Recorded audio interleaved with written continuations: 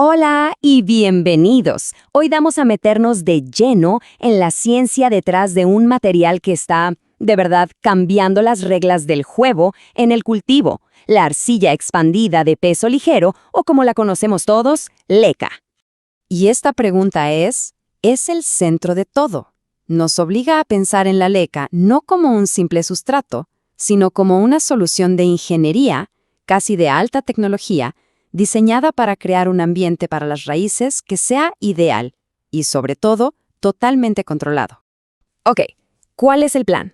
Primero, vamos a ver cómo nace, su origen industrial. Después, nos meteremos con su increíble estructura física. Luego, con su perfil químico que es muy particular. Veremos la parte biológica y al final daremos el veredicto. Cuándo sí, cuándo no y cómo usarla. A ver, para entender de verdad qué es la leca, tenemos que ir al principio, a su origen. Y es que esto no es algo que simplemente se saca de la tierra y se pone en una bolsa. No. Es un producto de ingeniería mineral. Imagínense este proceso. Es casi violento. Ese calor extremo hace que la arcilla, literalmente, se infle como palomitas de maíz, creando una red de poros por dentro y una cáscara dura por fuera. Este nacimiento en fuego la transforma por completo y le da propiedades que no tienen nada que ver con la arcilla original de la que viene. Y bueno, todo este proceso tan intenso crea lo que es sin duda el superpoder de la leca, su impecable y casi perfecta estructura física. Miren, el tamaño del granulo no es un detalle menor, ¿eh? Se puede elegir para diseñar la maceta a la medida. Como vemos aquí, los tamaños más grandes, de 8 a 16 milímetros, son el estándar para hidroponía porque crean unos canales de aire gigantes. En cambio, los triturados más finitos retienen más agua, y eso es genial para la germinación. Y aquí viene el número que es una locura, hasta un 86%. 86% del volumen de una maceta con leca es en realidad espacio vacío. Este volumen de aire es lo que garantiza que las raíces tengan oxígeno siempre, evitando que se ahoguen. Es literalmente darles pulmones a las raíces. Y aquí es donde vemos la diferencia más grande, la ventaja brutal de la leca. A diferencia de la turba o el coco que con el tiempo se descomponen y se aplastan, la leca es como un esqueleto indestructible dentro de la maceta. Su porosidad no se pierde, se mantiene igual año tras año. ¿Ok? Aquí la cosa se pone interesante. Uno pensaría que por ser tan porosa absorbe muchísima agua, ¿no? Pues sí y no. Absorbe una cantidad decente, pero lo hace muy lentamente. Y esto, que parece una desventaja, es perfecto para la semihidroponía, porque va absorbiendo agua de un depósito poco a poco, manteniendo todo húmedo pero nunca encharcado. Y hay más. Pensemos en esto. Cada vez que se riega, el agua que baja funciona como un pistón. ¡Pum! Empuja todo el aire viejo, ese que está lleno de CO2, hacia afuera. Y al mismo tiempo, como si fuera un vacío, succiona aire fresco, lleno de oxígeno, hacia las raíces más profundas. Es una renovación de aire total con cada riego. Bueno, ya vimos lo físico. Ahora vamos a la parte química. Y aquí la historia cambia por completo. Se podría resumir en una idea. La leca le da a quien cultiva el control absoluto, pero también toda la responsabilidad. Para entender esto, hay que conocer la capacidad de intercambio catiónico, o CIC. Es un concepto clave. Pensemos que es como la despensa de la tierra.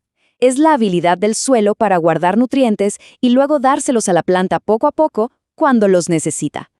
Y aquí está el giro de la trama. ¿Recuerdan esos 1200 grados del horno? Bueno, ese calor extremo básicamente vitrifica la arcilla, la convierte en cerámica y borra por completo su memoria química. Pasa de tener una capacidad de almacenamiento de nutrientes altísima a tener, prácticamente cero. La despensa queda vacía. Entonces, ¿qué significa esto en la práctica? Muy simple. La leca es químicamente inerte. Es un plato vacío. No guarda nada.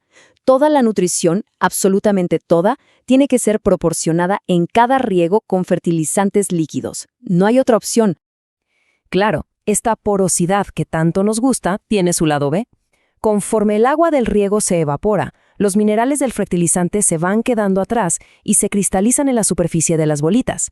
Esto obliga a hacer lavados periódicos, un flushing, para que esas sales no se acumulen y se vuelvan tóxicas. Ok, ya cubrimos lo físico y lo químico. ¿Qué pasa con la vida, con la biología dentro de la maceta? Bueno, aquí entramos en un mundo totalmente distinto al de la tierra común. Miren, arrancar con un sustrato estéril es una ventaja gigantesca. De entrada, nos olvidamos de plagas, de enfermedades, de malezas, y algo fascinante es que su superficie porosa se convierte en el hogar perfecto como un condominio de lujo para que nosotros introduzcamos los microbios buenos que queramos, creando un ecosistema a la medida. Además, la leca soluciona un problema muy común en sustratos orgánicos. En mezclas con corteza, por ejemplo, los microbios necesitan nitrógeno para descomponer esa madera y terminan robándoselo a la planta. Con la leca eso no pasa.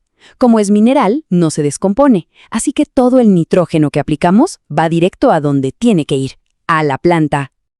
Ok, hemos desmenuzado la leca por todos lados. Física, química, biología. Ahora vamos a lo práctico, a juntar todo esto para saber de verdad cuándo sí y cuándo no usarla. Como vemos, el balance es interesante.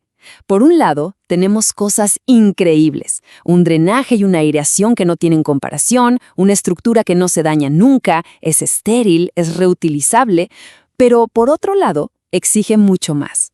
Hay que prepararla, no retiene mucha agua y lo más importante, no perdona errores con el fertilizante o el pH.